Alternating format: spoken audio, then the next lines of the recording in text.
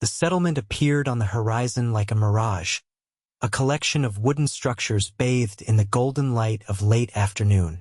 Martha's heart leaped at the sight, though exhaustion threatened to overwhelm her. The horses, nearly as tired as she was, plodded forward with what little energy they had left. As Martha guided the wagon down the main street, she noticed the curious glances of townsfolk. A woman traveling alone with a sick child was cause for concern in these parts. She pulled the wagon to a stop outside what appeared to be the general store, her arms trembling as she held Samuel close. "Madam, you look like you could use some help." The deep voice startled her. Martha looked up to find a tall man with sun-weathered skin and kind eyes watching her with concern. His dusty clothes and the worn Stetson marked him as a cowboy, though there was something gentler about him than the usual rough men she'd encountered on the frontier. "My son," Martha managed, her voice cracking. "He's burning with fever. I've tried everything." The man stepped closer, removing his hat to reveal sandy blonde hair. "Name's Adam Yates. I work at the Carson Ranch just outside town. Let me help you down from there."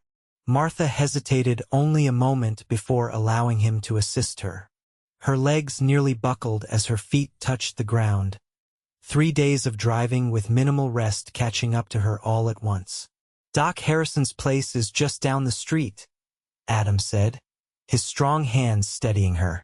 "I can carry the boy if you'd like." Normally, Martha would have refused, protective of her only child, but desperation overrode her caution. She carefully transferred Samuel's limp form into the cowboy's arms. "Thank you, Mr. Yates. I'm Martha McKenzie. My husband." Her voice faltered.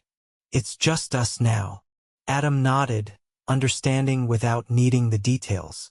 "This way, Mrs. McKenzie."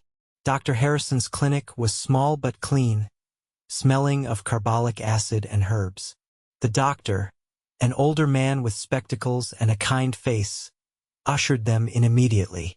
"Scarlet fever, most likely," he said after examining Samuel. "Been seeing it in several settlements. He's a strong boy, but we'll need to bring that fever down right quick." He'd stayed all evening, sending a boy to the ranch with a message that he wouldn't be back that night. "I've seen that look in a man's eye before heading into battle. Your son has it." Martha looked up at him, wondering at this stranger's kindness. "Why are you helping us?" Adam's eyes held a faraway look. "Lost my sister and her little one to fever 3 years back. No one should face that alone." He hesitated. "I'll stay if you'll allow it. Sometimes an extra pair of hands can make all the difference." Through that long, terrible night, Adam proved true to his word. He fetched fresh water, helped Martha change the compresses, and even sang soft, low songs when Samuel grew restless. His deep voice seemed to soothe the boy, and for brief moments, the child would settle. As dawn broke, Samuel's fever still raged. Martha had not slept, her eyes red-rimmed and burning. Adam convinced her to take a brief rest on the cot in the corner while he watched over Samuel. "I'll wake you if there's any change," he promised. "You'll be no good to him if you collapse." Martha reluctantly agreed, though she doubted she could sleep. Relief flooded her so intensely that her knees weakened, and she gripped the bed frame for support. Samuel's eyes fluttered open, focusing blearily on his mother. "Mama," he whispered hoarsely. "I'm here, my brave boy," Martha said, tears streaming down her face. "I'm right here." Adam stood and moved toward the door, giving them privacy, but Martha called to him. "Please stay. He should meet the man who helped save him." Over the next 2 days, Samuel's condition improved steadily. Dr. Harrison pronounced him out of danger, though advised a week of rest before traveling again. The problem of where to stay during this recovery loomed large for Martha, who had precious little money left. "There's a room above the mercantile," Adam suggested when she voiced her concern. Mrs. Tanner rents it sometimes. I can speak with her if you'd like. The room was small but clean, with a bed large enough for Martha and Samuel. Mrs. Tanner, a widow herself, was sympathetic to Martha's plight and offered a fair rate.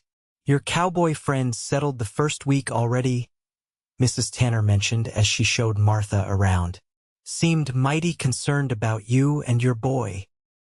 Martha blushed. He's not we only just met. Mrs. Tanner gave her a knowing smile.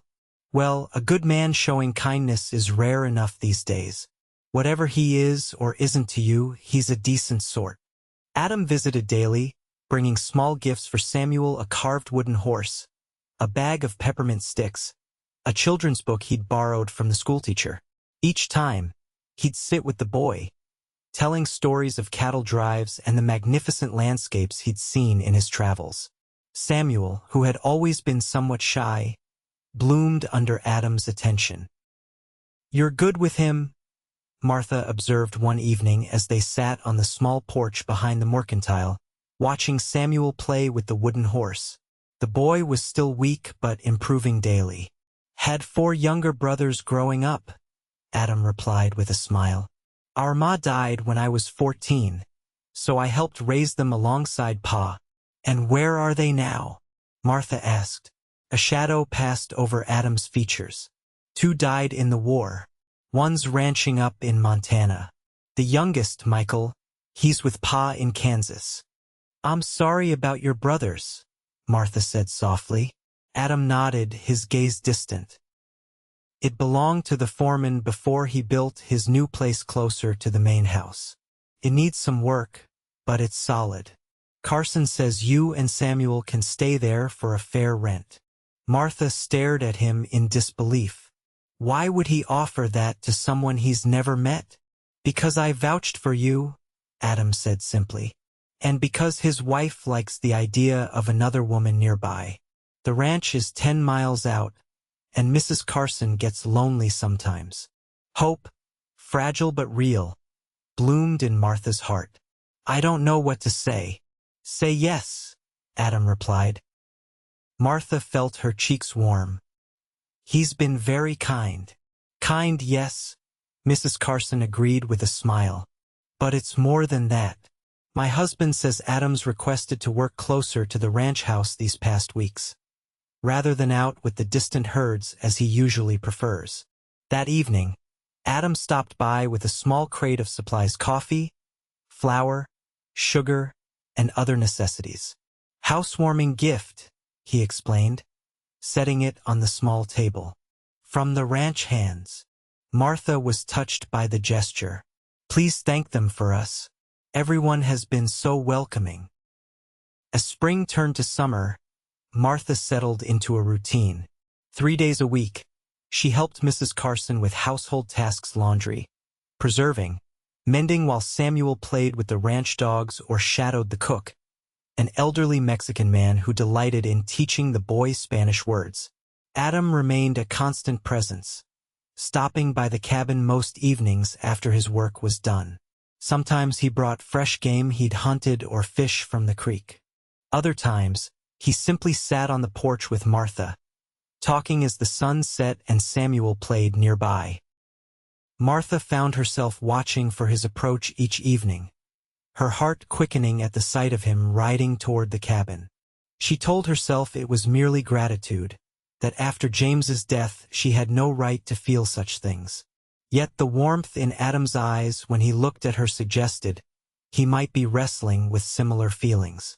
One evening in late July, a violent thunderstorm rolled across the valley. Samuel, always frightened by thunder, huddled against Martha as lightning illuminated the cabin in stark flashes. A particularly loud crack shook the windows, and Samuel buried his face against her side. A knock at the door startled them both. Martha opened it to find Adam standing there, rain-soaked and concerned. Thought you might need company, he said, water dripping from his hat. Samuel doesn't much care for storms, as I recall. Martha let him in, touched by his thoughtfulness. That's putting it mildly. Adam removed his wet coat and crouched before Samuel. "You know, storms scared me something fierce when I was your age," he confided. "My brother Thomas taught me a trick, though." "Want to learn it?" Samuel nodded, still pressed against Martha's side. "We'd count between the lightning and the thunder," Adam explained. "Each count means the storm is a mile farther away. Want to try?" As the storm continued, Adam taught Samuel to count the seconds between flash and boom. Gradually, the boy's fear subsided, replaced by concentration as he counted out loud, announcing proudly as the numbers grew larger that the storm was moving away. When Samuel finally fell asleep, exhausted from his vigilance, Martha and Adam sat at the small table, a lamp burning low between them. "Thank you," Martha said softly. "You have a way with him." Adam smiled. "He's a fine boy. You've done well raising him, especially considering."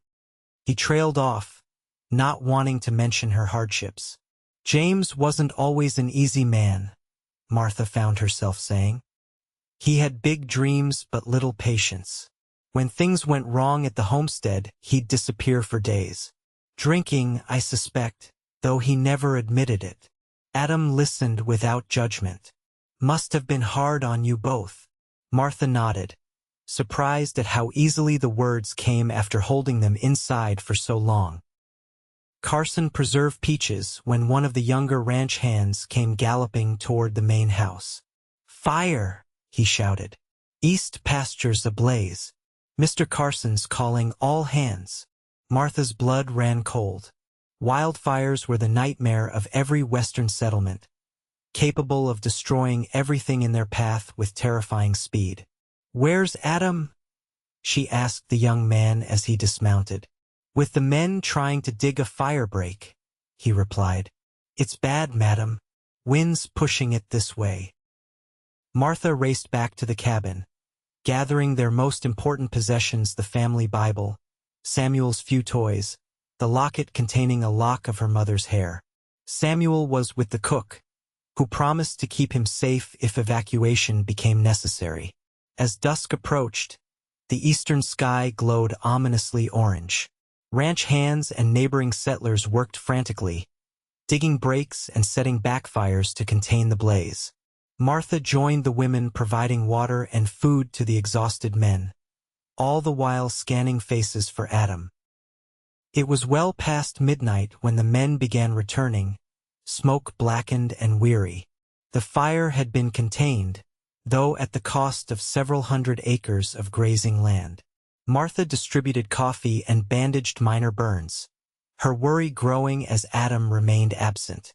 "He was checking the north line," Mr. Carson told her when she finally asked, "making sure no embers jumped the break. Should be back soon."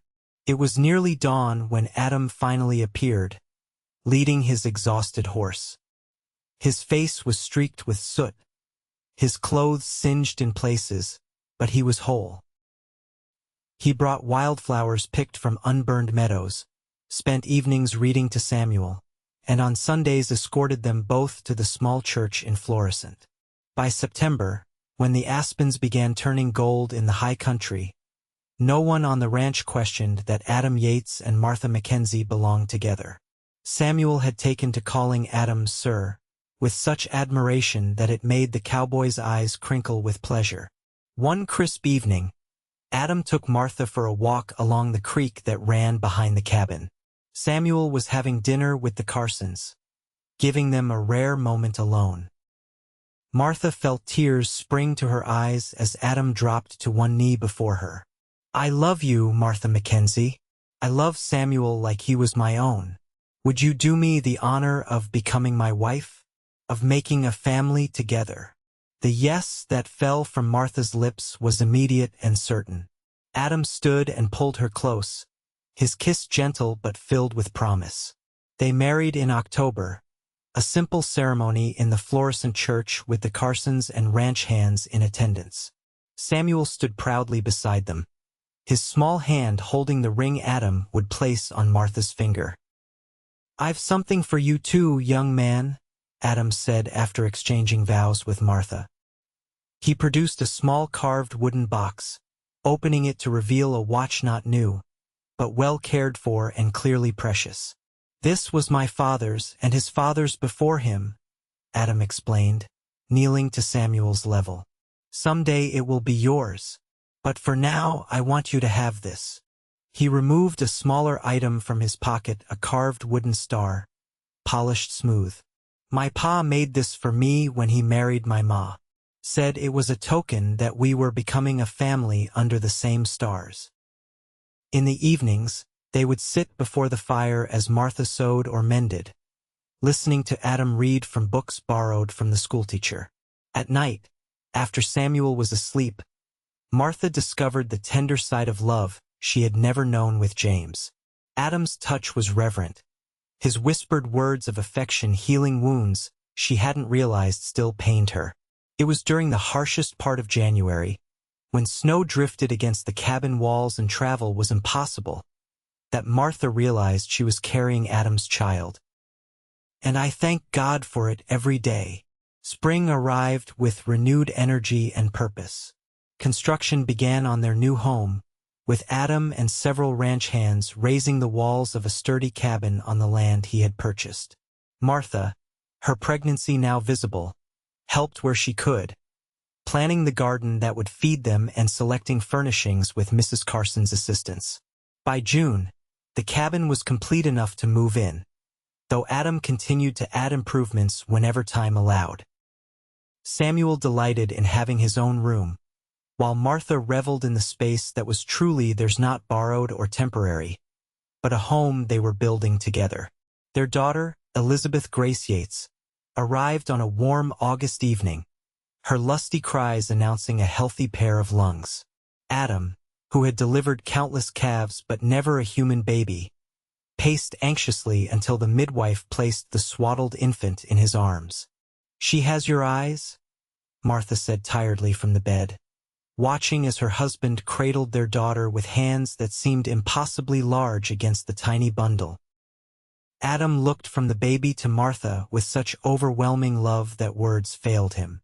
Instead, he carefully sat beside her on the bed, their daughter between them, Samuel crowding close to see his new sister.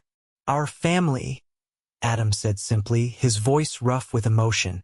"All I ever wanted." As autumn painted the surrounding hills in vibrant colors once more, the Yates family settled into their new life.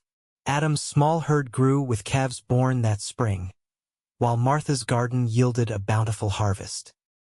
Samuel started school in Florissant, riding the gentle mare Adam had purchased specifically for him.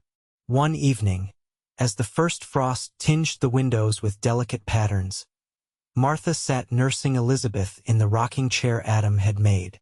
Samuel lay on a bearskin rug before the fire, practicing his letters, while Adam mended harness leather at the table. "Do you ever think about that day we met?" Martha asked suddenly. "When you carried Samuel to the doctor's office?" Adam looked up, his eyes reflecting the firelight. "Often. It was the day my life changed, though I didn't know it then." Martha smiled, remembering her fear and desperation, the relief when Samuel's fever broke, and the unexpected comfort of Adam's presence. "I think I started falling in love with you that night," she admitted. "Watching you care for a child you didn't know, seeing the gentleness in you." Adam set aside his work and moved to kneel beside the rocking chair, one hand touching Elizabeth's downy head, the other finding Martha's free hand. "I knew I loved you the moment I saw you weep with relief when his fever broke," Adam said softly. "You were so strong through it all, but in that moment of joy, I saw your heart, and I wanted more than anything to be worthy of it." Martha leaned forward to kiss him, their daughter cradled securely between them, their son content and safe nearby. Outside, the Colorado wind swept across the plains, but within the walls of the home they had built together, all was warmth and love, a refuge hard-won and deeply cherished. "You are," Martha whispered against his lips. "You always will be."